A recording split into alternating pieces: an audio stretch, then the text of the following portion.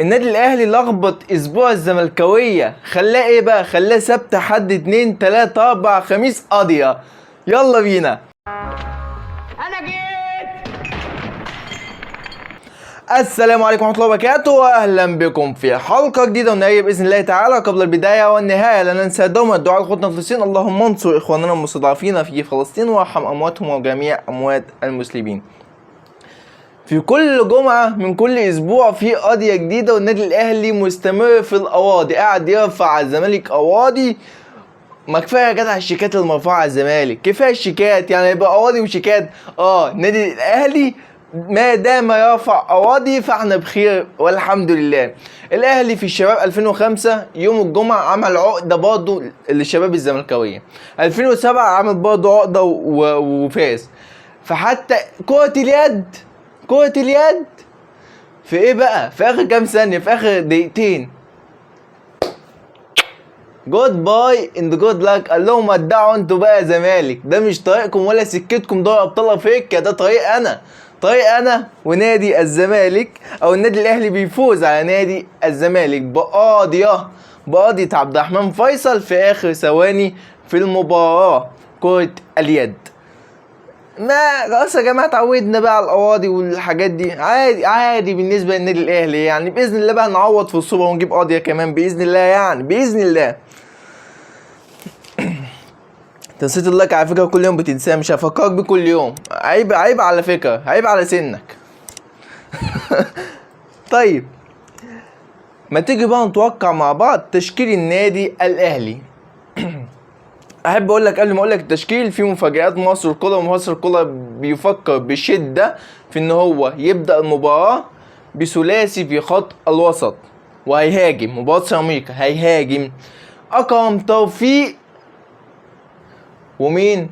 هتقول لي ومروان ومعاهم امام، هقول لك لا، اكرم وامام وقفشه. ما شفتهاش قبل كده انت دي ليه؟ لان مروان عطيه جاي مجهد من المنتخب، فبشكل كبير جدا ممكن نشوف اكرم توفيق هو اللي يبقى متواجد كسيرد باك مقلوب.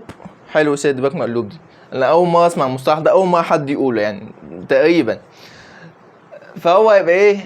لاعب مهم جدا في خط الوسط كوسط مدافع، وهيبقى قدامه امام وقفشه، وده بشكل كبير جدا. وعلى الجنب اليمين زي ما قلت لك ممكن يبدا خالد عبد الفتاح او عمر كمال، وممكن بشكل كبير جدا برضه نشوف مصر كولر بيفاجئنا ويلعب كولر. طيب اشرف داري ايه مصيره من المباراه؟ اشرف داري جاهز تماما ان هو يبقى متواجد في المباراه، لكن ببعض كده المسكنات والحركات. لكن انا مش عايز ان مصر كولر يضغط عليه، او ان النادي الاهلي يضغط على اللاعب لما يستريح تماما. لكن الاشاعات والفحوصات بتقول ان اللاعب جاهز 100%، لكن هو بيقول لك حاسس بالامه وبتاع، شكله بيتدلع علينا يعني. طيب تشكيل المتوقع: محمد الشناوي في حراسة المرمى، او محمد الشناوي سليم وكله تمام، يا دوبك بس حاطط لزقه كده على حاجبه، ودي اسمها بيسموها لزقه تجميل، عشان ايه؟ تخفي الجرح. انا هو تمام وسليم و100.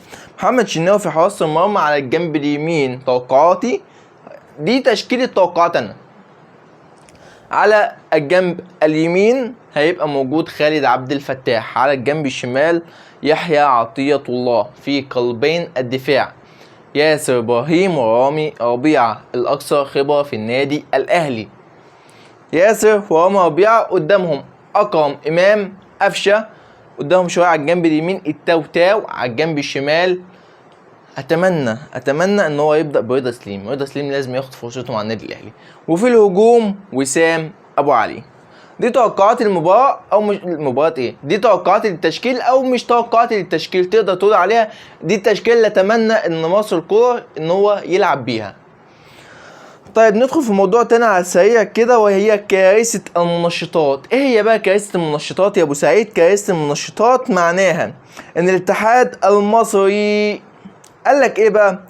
قالك او بشكل كبير يعني في كلام ان هو هيلغوا كشف المنشطات قبل مباريات السوبر، يعني مش هيبقى فيه كشف منشطات في السوبر، احنا مش ناقصين. وده بقى ايه؟ تقدر تسمي عليه اي اسم وحش، اي اسم وحش. تقدر بقى تقول ان هم بيخبوا حاجة من تحت لتحت انا هقول بقى اللي انا اقوله. ما انت كده ايه، اديتني الفرصه ان انا اتكلم، فاتكلم بقى واقول اللي انا عايزه. هقول ان مش عارف مين كان بياخد منشطات وانتوا عشان ما عملتش كشف المنشطات فما اتكشفش. هقول لك ان مارسيل كولر على فكره، هتلاقي واحد زملكاوي طلع يقول لك على فكره مارسيل كولر كان اداؤه كويس، مارسيل كولر واخد منشطات. هنشوف كل الكلام ده لو ما حصلش الكشف المنشطات ولا الكلام ده، بجد هيبقى موضوع كارثه وفضيحه عالميه. ان انت اخر مره اصلا احنا شفنا اللي حصل بنتايك والحوار الكبير اللي حصل على بنتايك بسبب المنشطات. لا، عايزين نتجنب كل الحاجات دي، ولازم الخبر ده يطلع كاذب. لازم بقى تفكير، ما تفكرش في موضوع زي كده اصلا. طيب ندخل في موضوع تاني على السريع. انا بحاول ان الحلقه النهارده تكون سريعه، ان بصراحه يعني ما بقيتوش تتفرجوا على الحلقه ال 13 دقيقه اللي بعملها يوميا دي، فانصار على الموضوع وريتم شويه. طيب، مواجهه ناريه بتجمع النادي الاهلي وليونيل ميسي فين؟ في كأس العالم للأندية، وهي دي المواجهة التاريخية. الماركة الأسبانية قال لك إيه بقى؟ قال لك إن الفيفا هتستدعي أو هتطلب من نادي انتر ميامي إن هو يبقى متواجد في كأس العالم للأندية. طيب ليه بقى؟ بسبب ان هو واخد كأس كده مش عارف ملوش عازة يعني، اسمه كأس امريكا او كأس استنى اقول لك، درع المشجعين حاجة كده في امريكا. فايه هيبقوا متواجدين في كأس العالم للأندية. وايه تاني؟ عشان البلد المنظمة للبطولة، لان هي هتبقى برضه في امريكا. فيعني هم من الاخر الفيفا، ما احنا عارفين ان ميسي مدلل الفيفا، فهو هيلعبوه في كأس العالم بأي طريقة. فميسي ممكن نشوف مواجهة تجمع ميسي والنادي الأهلي. ليه؟